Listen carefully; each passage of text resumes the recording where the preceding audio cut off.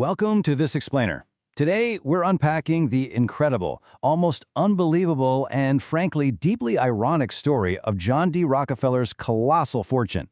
We're going to break down exactly how one man built an empire so massive that it literally reshaped the global economy. All right, let's dive right in. 90%. At his absolute peak, John D. Rockefeller controlled 90% of America's oil. Now, he was easily the most hated businessman of his time, an absolute titan of industry. But the real twist here, the thing that makes this whole story so fascinating, is that when the US government finally intervened and shattered his empire to break his monopolistic grip, it didn't actually ruin him. It made him infinitely richer. To figure out how that's even possible, we've got to start at the very beginning, looking at the psychological foundation of the man himself. So to really understand this intense, ruthless ambition, we have to look at a pretty chilling quote from his father, William, who locals actually called Devil Bill. Now, Devil Bill was a literal con artist. We're talking selling fake cancer cures and masquerading as a deaf-mute beggar just to swindle farmers. And the thing is, he treated his own family with that exact same cold calculation. There's this famous story where Bill put young John on a high chair, told him to jump, promised he'd catch him, and then just stepped back, letting the toddler crash right to the floor. The lesson? Never trust anyone completely, not even your own father. For John, trust was a weakness. The world was a battlefield, and his dad taught him early on that if you aren't the predator, well, you're the prey. Section 1. The Predator's Education. Section 2. Black Gold and Ledger A.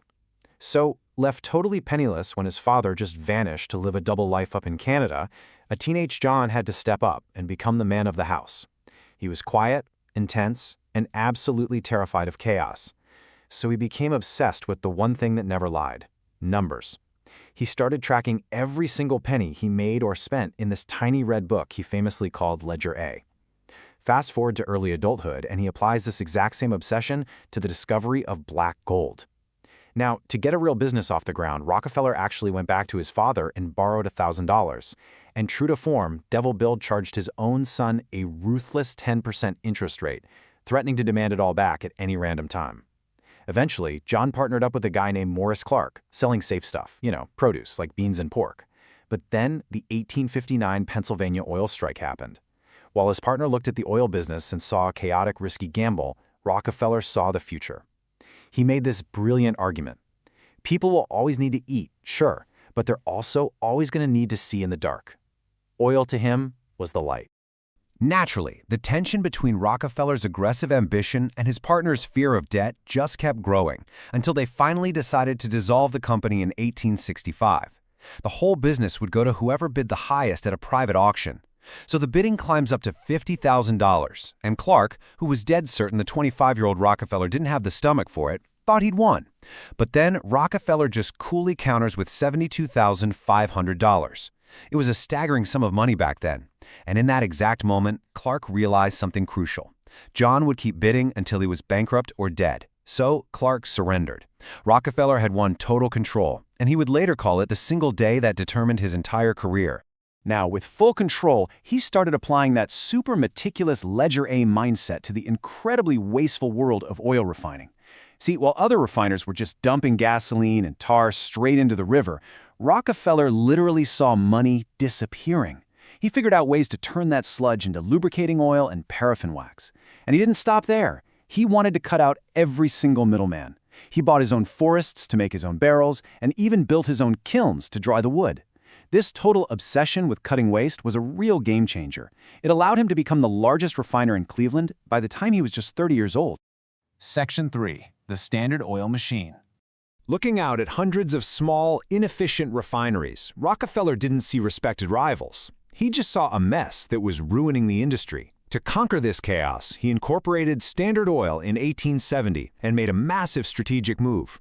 He decided to target the absolute lifeblood of the nation, the struggling, desperate railroads. He formed this secret cartel called the South Improvement Company, offering railroads guaranteed massive daily shipments in exchange for 3 truly ruthless pillars. First up, the rebate. He got huge discounts on his own shipments. Second, the spy network. The railroads actually fed him detailed reports on exactly where his rivals were shipping and selling. And third, this is the ultimate kill shot, the drawback. Every single time a competitor shipped a barrel of oil, the railroad actually took a cut of their fee and handed it directly to Rockefeller. Seriously, think about that for a second. He was literally getting paid when his rivals did business. So armed with this massive, completely hidden advantage, he systematically bought out his competitors. The playbook was simple.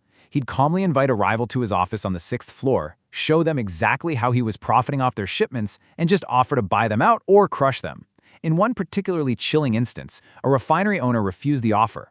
Rockefeller casually walked over to the open window, pointed to the ground 6 stories below, and noted that if a man were to slip and fall, well, all it would take is 6 seconds, and he would quickly become a name in the Cleveland obituaries. The intimidation absolutely worked.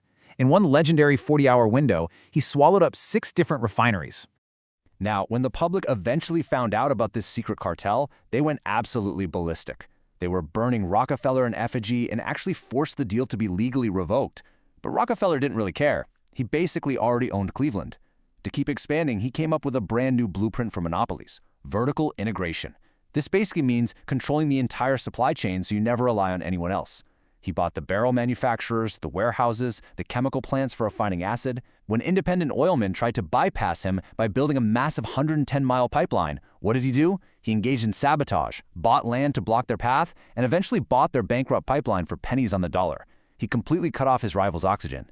By 1879, this former bookkeeper had basically consolidated the chaos and won the great game.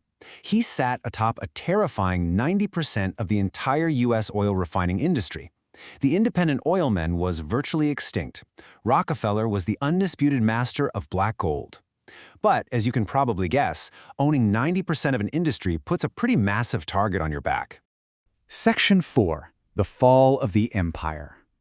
You see, by 1882, Rockefeller's sprawling empire was technically illegal to operate across state lines. American law at the time dictated that a company in Ohio couldn't own stock in a company in Pennsylvania. So his massive operation was essentially a fragile giant, held together by nothing more than secret handshakes and verbal agreements. He desperately needed a way to rule an empire that technically wasn't legally allowed to exist. The solution his lawyers invented was the trust.